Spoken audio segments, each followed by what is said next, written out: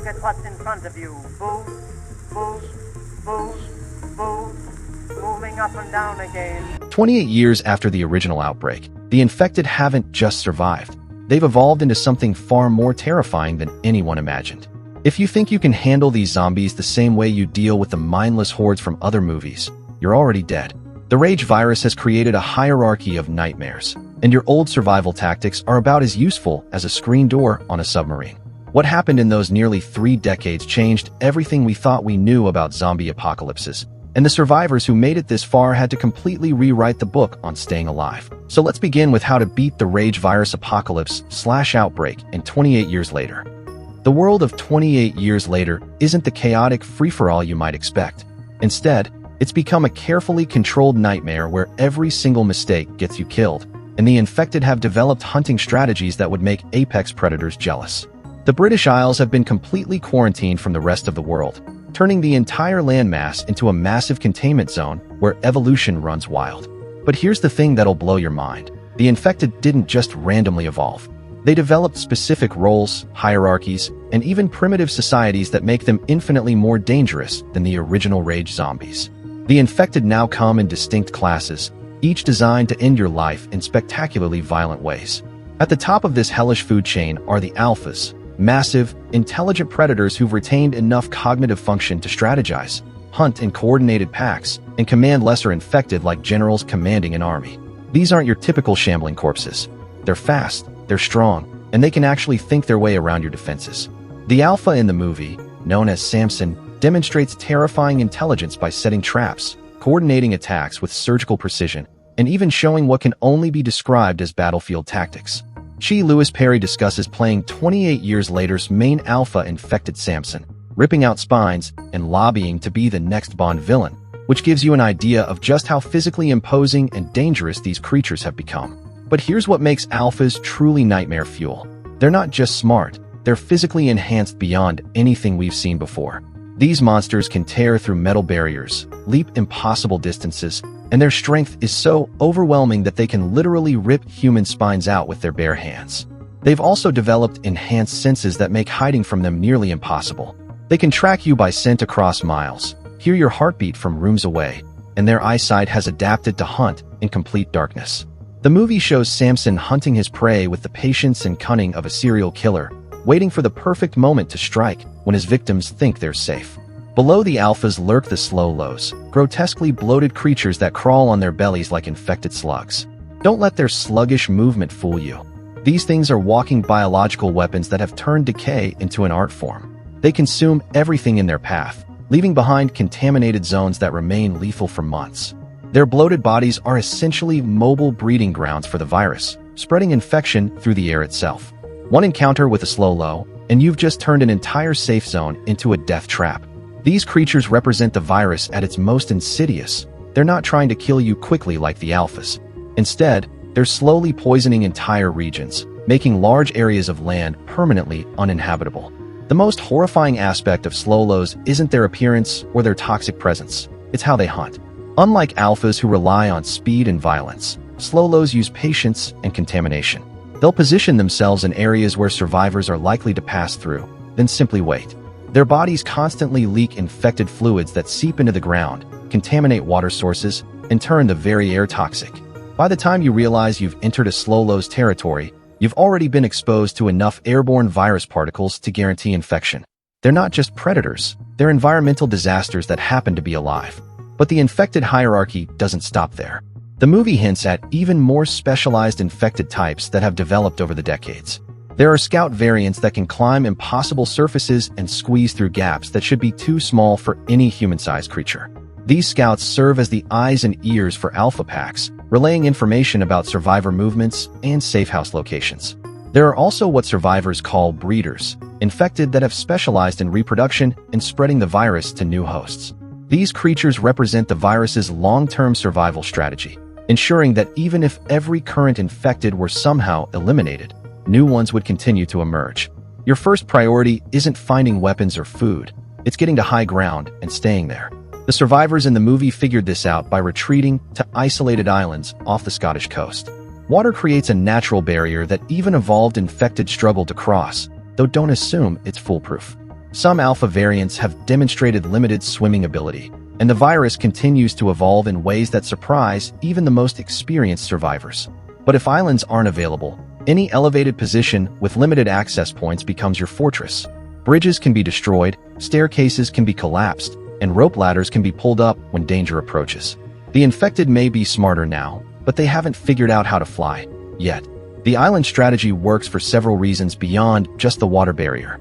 Islands force you to become completely self-sufficient, which eliminates the need for dangerous supply runs to the mainland.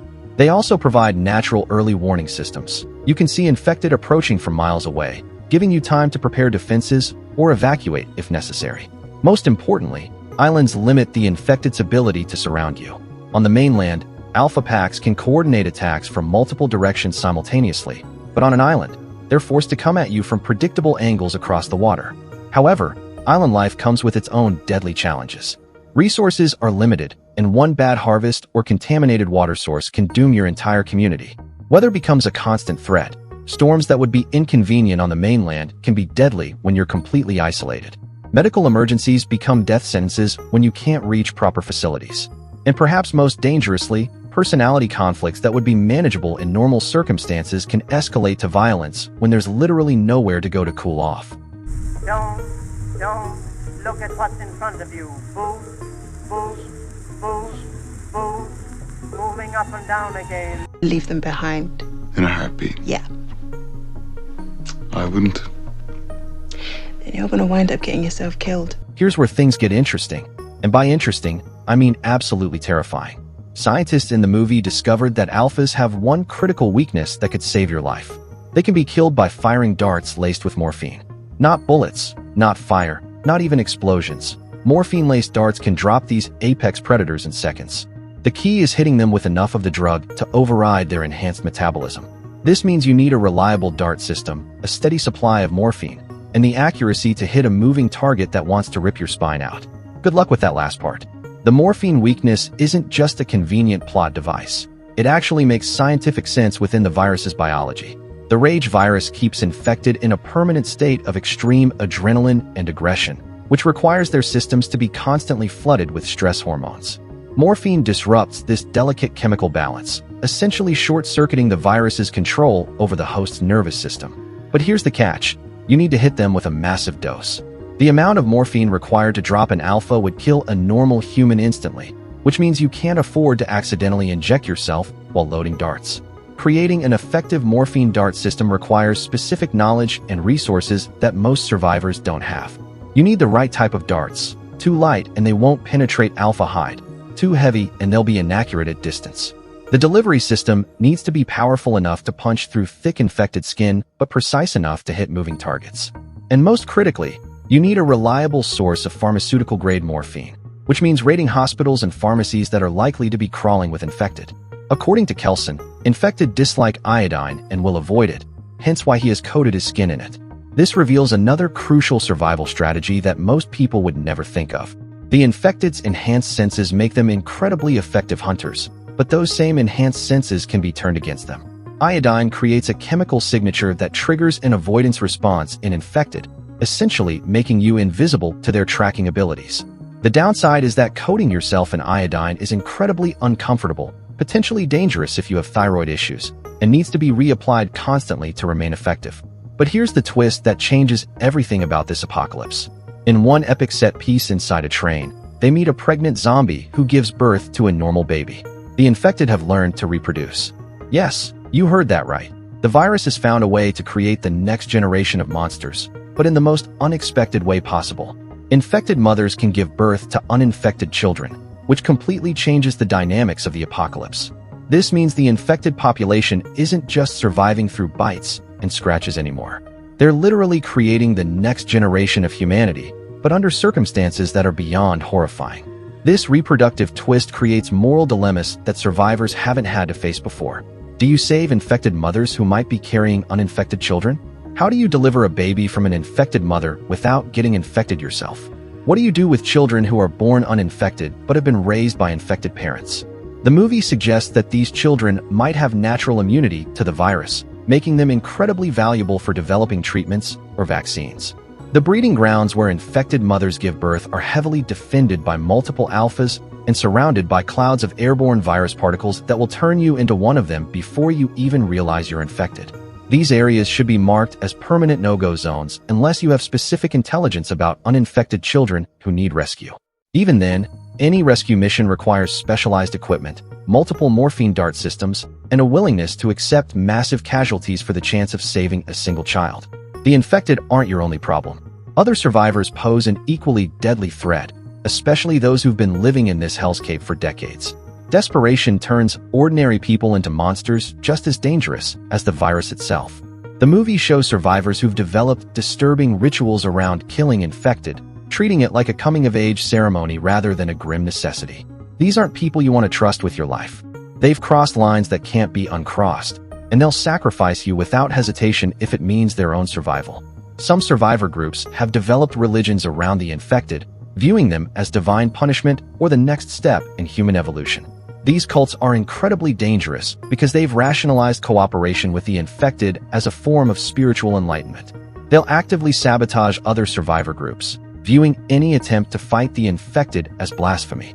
Other groups have gone completely feral, living like animals and treating violence as the solution to every problem. These survivors are often more unpredictable than the infected because they can plan and use weapons, but they've abandoned any pretense of civilization. The most dangerous survivors are those who've learned to control infected through various means: pheromone masking, sound manipulation, or even primitive training techniques. These people see themselves as the new apex predators in a world where infected are just another resource to be exploited. They'll use infected as weapons against rival survivor groups, treating human lives as completely expendable. If you encounter survivors who seem unusually confident around infected, assume they're planning to use you as bait. This is a glorious day. A day of judgment. There's no discharge in the war. Your long-term strategy needs to focus on building a sustainable community that can outlast both the infected and hostile survivors.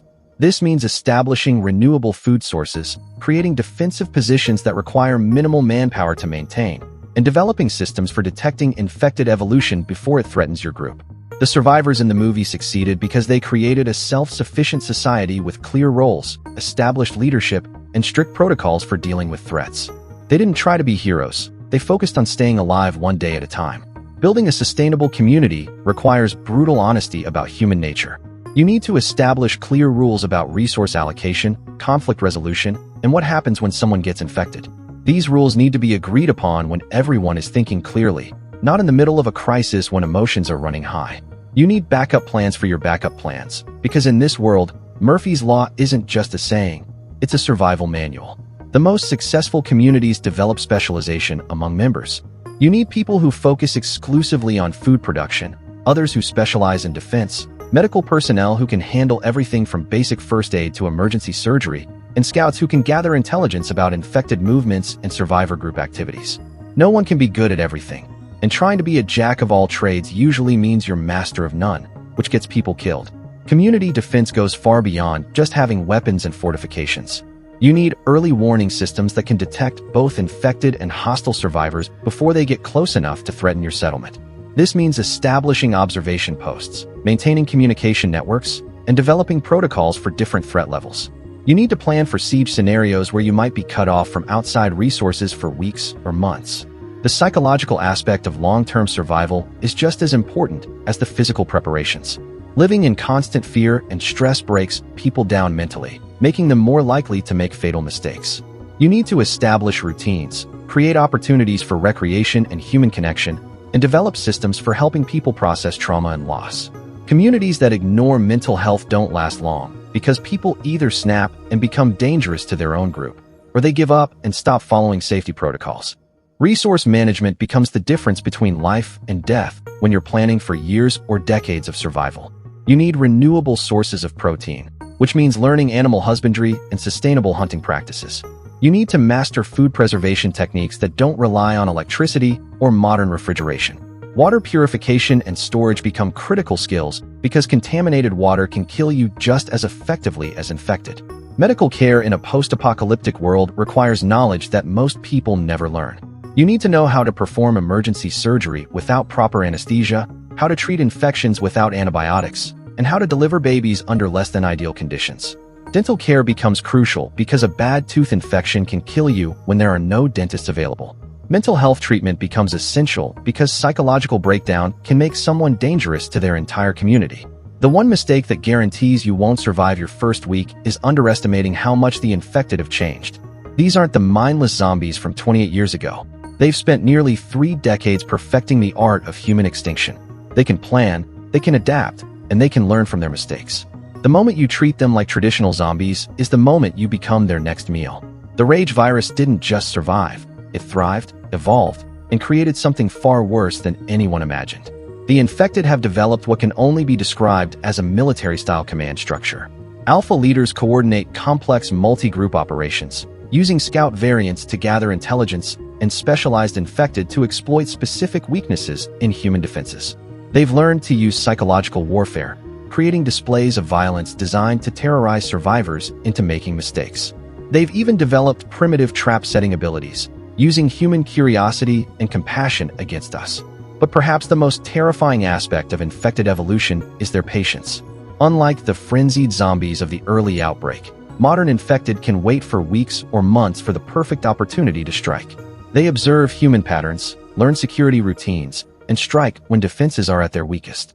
This means that even established communities with years of successful survival can be wiped out by infected who've been studying them from a distance. Don't look at what's in front of you. Boost, moving up and down again. The virus itself continues to evolve at an alarming rate. New infected variants appear regularly, each one adapted to overcome specific human survival strategies. As survivors develop new defenses, the virus finds new ways around them. This evolutionary arms race means that survival strategies that work today might be completely useless next year. The only constant is change, and the survivors who adapt fastest are the ones who live longest. In this new world, the only way to beat the infected is to be smarter, more ruthless, and more prepared than they are. You need to think like a predator while maintaining enough humanity to build the communities that make long-term survival possible. You need to be paranoid enough to survive constant threats while maintaining enough trust to work with other people. And honestly, even if you do everything right, that might not be enough. The rage virus has had 28 years to perfect the art of ending human civilization, and it's gotten very, very good at its job. The infected aren't just random monsters anymore. They're the products of nearly 3 decades of evolutionary pressure toward maximum human lethality. Every generation of infected has been more effective at killing humans than the last, and that process shows no signs of slowing down. The survivors who made it this far didn't do it by being lucky or brave. They survived by being absolutely ruthless in their pragmatism and never, ever underestimating what they were up against.